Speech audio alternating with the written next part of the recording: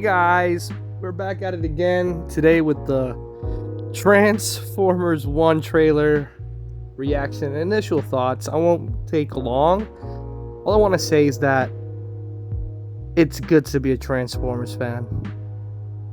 This movie feels like a mixture of all of the Transformer continuities in one, specifically G1 and the expanded universe, the aligned continuity, that they pulled a lot from that. In all honesty, this is a love letter to Transformers fans. Man, I love the designs. I really like the animation style. It's very different from what I was expecting. I was expecting them to go with more of that, like the type of animation that they're using for Ultraman, the Netflix one, that's also being done by ILM, but it's more fluid. It's definitely a different type of film. It is very interesting, very stylized. I enjoy it. It reminds me a little bit of Robots, but this definitely feels like a step in the right direction for Transformers. If they can manage to, I don't know,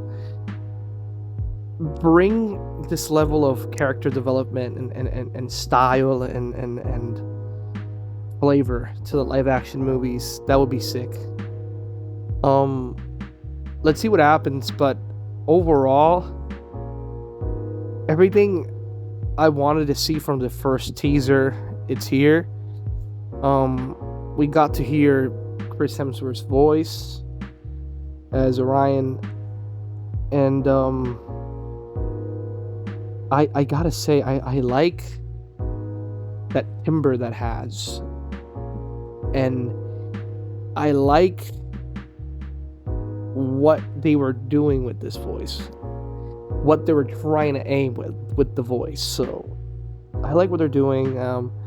I quite enjoy Brian Tyree Henry as Megatron D16, which is really cool. And also B127 being voiced by Keegan-Michael Key. Pretty interesting choice, but it overall works. It's a very interesting movie. Very interesting. So I don't know, guys. This is gonna be a really good one. I'm gonna start predicting here. I predict that this movie is gonna do somewhat good in the box office. Not great, but just good at the box office, and get good reviews. And this is gonna be like what Spider-Verse was for Sony. This is probably gonna be what this movie's gonna be for Paramount. So in terms of quality and whatnot. So let's see what happens. I really hope that this movie kind of reinvigorates the feeling and notion that Transformers have, the public eye. See how it goes down. Maybe they'll do like a more streamlined Transformers live action movie like this, lore heavy and whatnot later down the line. But let's see. Overall, I loved it. I even loved the Beast Formers. Like, you get like animals, and they actually added like fauna to Cybertron, because Cybertron has always been this mucky, just dead planet, and we always got to see that. It's just this giant city. It's almost like Tron, which is good, but the whole planet can't be that, right?